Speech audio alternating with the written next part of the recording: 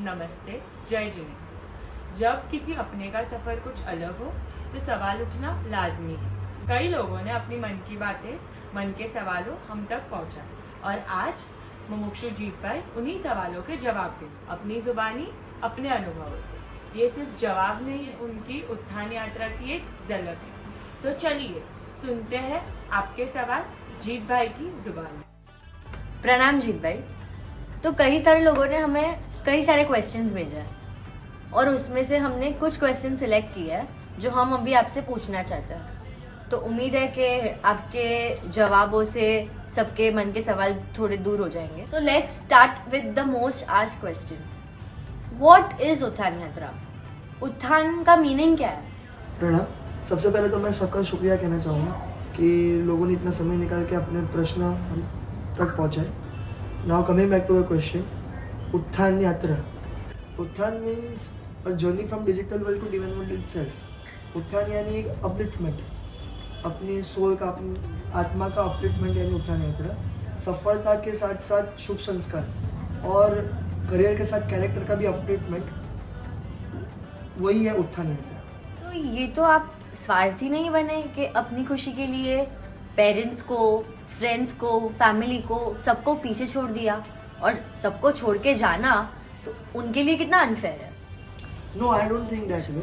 इसमें परिवार से डिटैच होने की कोई बात नहीं है। 14 राजलोक में रहे हुए जीवों से अटैच होने की बात है। दीक्षा यानी बेसिकली 14 राजलोक में रहे हुए सभी जीवों से मैत्री करना। और एक जो अपनी संकुचित वृत्ति है, जो लिमिटेड सोच है हमारी कि सिर्फ मेरे माता, मेरे पिता, मेरा भाई, मेरी बहन, ये वृत्ति को पीछे छोड़ना, ना कि परिवार को पीछे छोड़ना, वो दीक्षा है। सो मैं वो वृत्ति को पीछे छोड़ने जा रहा हूँ, ना कि परिवार का। फॉर एग्जाम्पल, माता का स्नेह मेरे लिए है, वो एक लिमिटेड है, पर मेरा स्नेह सभी जीवों के प्रति हो तो वो दीक्षा है। तो इसीलिए दीक्षा का पाठ है। So was it easy to convince your parents? Because ऐसे कई सारे लोग हैं जिनको दीक्षा लेने की इच्छा तो है बट उनके घर से उनको परमिशन ही नहीं मिल रही है, तो उन्हें क्या करना चाहिए? नहीं, मेरे केस में इतना डिफिकल्ट नहीं रहा था मम्मी पापा को मनाने के लिए।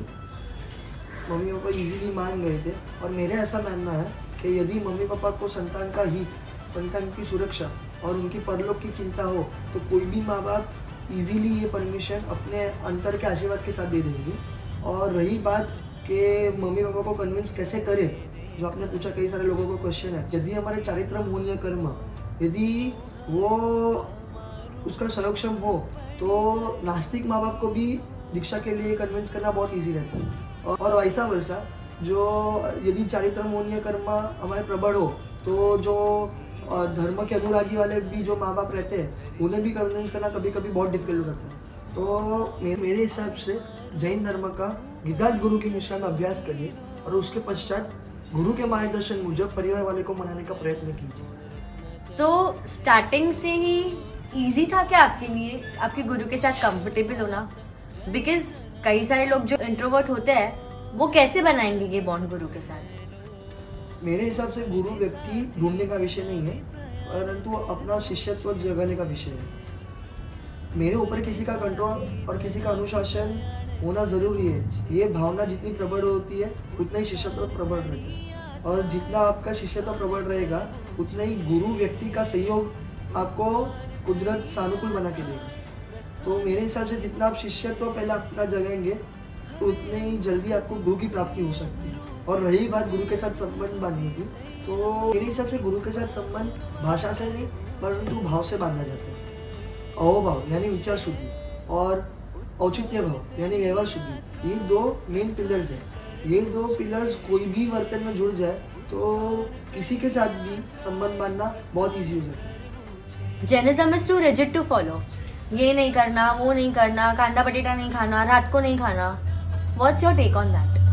देखिए, शायद आपको पता ही होगा कि मोस्ट साइंटिफिक और प्रैक्टिकल रिलीजन का टाइटल जैन धर्म को मिला है। और ऐसा धर्म यदि आपको रिजिड और टफ लगे तो ये धर्मों में नहीं पर आपकी सोच में खामी दर्शाता है। जो धर्म को समझता है उसे ये धर्म बंधन के रूप में नहीं पर वो इसे सुरक्षा के रूप में देखते हैं। तो मेरा तो यही मानना है कि धर्म को डीपली समझिए और फिर उसे फॉलो करने का प्रयत्न कीजिए।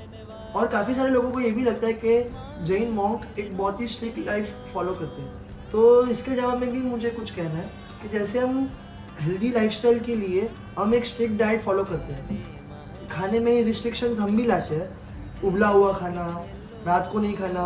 यदि हम साइंस के हिसाब से और हमारी हेल्थ के हिसाब से ये कर सकते हैं, तो जैन मॉन्क भी अपने धर्म के लिए, अपने आत्मा के सुख के लिए, आत्मा की हेल्थ के लिए हेल्दी लाइफस्टाइल, स्ट्रिक्ट लाइफस्टाइल क्यों अडॉप्ट नहीं कर सकते? जिसके लिए ये सब कर रहे हो, इतना भाग रहे हो, जो कि आपका सोल एम है, मोक्ष। मोक्ष आखिर है क्या? मोक्ष यानी आत्मा का पूर्ण स्वरूप, फिनिश प्रोडक्ट, खूबसूरत स्वरूप और सुखमय स्वरूप। जैसे माइनरीज में भी हम जब भी सोना चांदी वगैरह कुछ भी निकालते हैं तो उसमें भी डर्ट लगा हुआ रहता है, और पानी से साफ करने के बाद जैसे हमें प्योर फॉर्म मिलता है गोल्ड का, सिल्वर का या एक्सेट्रा किसी भी चीज़ का, वैसे ही कर्म रूपी गंदगी के कारण आत्मा का जो पूर्ण वितरागता का स्वभाव है, जो आत्मा का पूर्ण स्वरूप है, वो ढका हुआ है।